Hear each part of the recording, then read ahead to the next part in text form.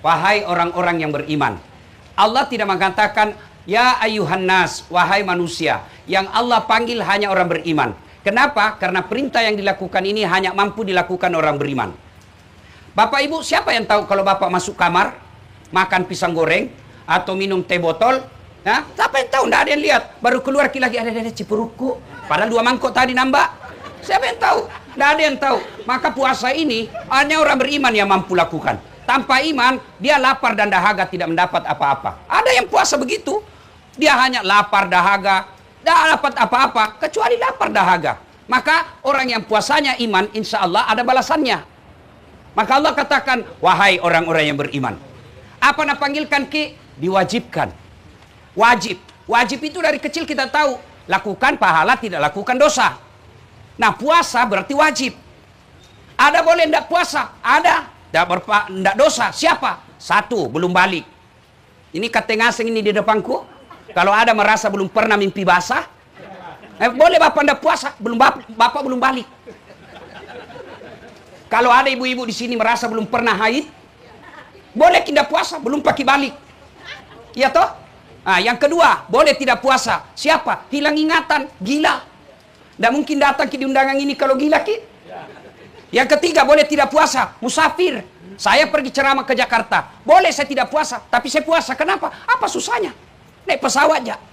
Beda dulu musafir jalan kaki, berjam-jam, berhari-hari. Kalau sekarang, betul musafir ke Jakarta, tapi puasa kok. Kenapa? Karingan ji, 2 jam, enak-enak ji. Musafir itu syaratnya 83 km.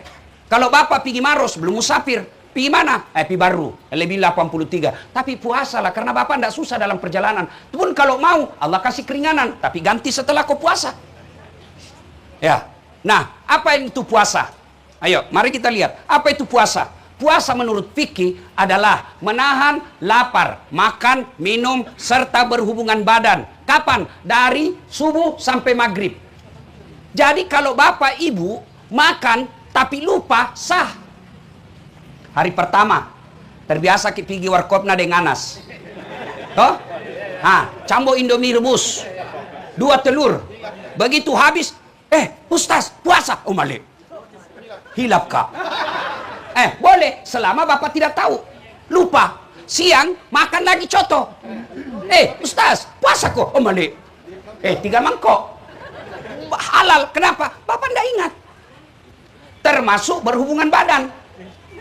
Kalau bapak merasa tidak sengaja, sah puasanya. Tapi tidak mungkin Tommy orang berhubungan badan mesti tidak sengaja. Mana Parman, masa buka baju tidak sengaja? Tidak mungkin Tommy buka baju tidak sengaja. Balik-balik mangko itu. Iya toh? Tapi kalau dianggap lupa, hilap, tidak ingat, tidak ada hukum baginya, tetap sah. Nah, cuma Bapak Ibu, kalau puasa hanya menahan makan, minum, dan tidak berhubungan badan, kalau itu saja definisi puasata, maka tidak ada bedanya kita sama binatang. Ada tidak binatang yang puasa? Ada binatang puasa? Tidak makan, tidak minum, tidak berhubungan badan. Ada? Ada. Apa? 1, ular. Ular itu puasa. Kapan? Ketika dia ganti kulit. Tidak makan itu, tidak minum, tidak berhubungan badan. Cuma anehnya, sialnya, celakanya, ular setelah puasa kembali lagi menjadi ular. Aku masih seperti yang dulu. Anda ada perubahan. Jadi kalau ada orang sebelum puasa tukang tipu, sebelum puasa pakai kepala talang, masuk Ramadan, pakai gamis terus, pakai peci, pakai songko, alim. Sudah Ramadan, nipu bisa puasa ular. Ular kate, ular sanca. Cewek, kalau ada cowok suka kok, waktu Ramadan alim, keluar di Ramadan, ajak kau lagi pingin nonton berdua-duaan, ular berbisa. Yang kau percaya. Duduk Pak Ketua. Kita lanjutkan atau kita dulu lagi ceramah? Lanjut pada sudah dapat SK, lanjutkan. Jadi itu yang pertama. Kalau Bapak puasa tapi tidak ada perubahan setelah Ramadan, itulah yang Nabi katakan tena nunggap apa-apa kecuali lapar dan dahaga. Binatang kedua yang puasa apa? Ulat. Beda R dan T. Ulat itu puasa, kasih itu ulat daun, Kasih itu daun. Nah, makan semua itu. Serakah, mabu aja, balala. Hah? Serakah, itu ulat serakah, Bu. Kasih dan makan semua itu daun-daun. Tidak ada dia sisa. Tapi setelah dia puasa, dia jadi kepompong. Tidak makan, tidak minum, tidak kawin. Tapi setelah itu, dia jadi apa? Kembali jadi ulat? Tidak. Dia jadi apa? Dia jadi apa? Jadi kupu-kupu.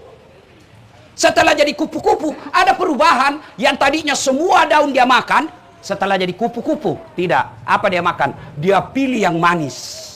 Apa dia makan? Saripati bunga. Dia makan saripatinya itu bunga, tapi dia tidak hancurkan itu bunga. Silakan kau jadi penambang, tapi jangan kau rusak lingkungan. Iya. Silakan kau jadi wali kota, tapi jangan kau salah gunakan jabatanmu. Silakan jadi anggota DPR, tapi jangan kau tukang tipu. Itu maknanya itu. Dia ada perubahan. Bahasa modernnya transformasi.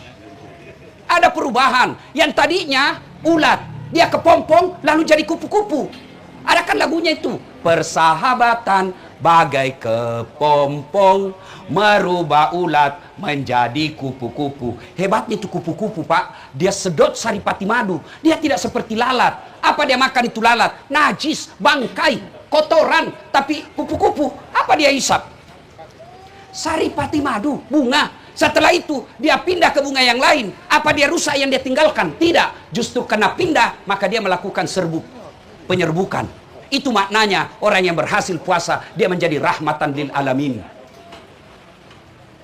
Itulah makna dari hadis Nabi, khairun nas anfa'uhum linnas. Sebaik-baik manusia di antara kalian yang paling banyak manfaatnya buat orang lain.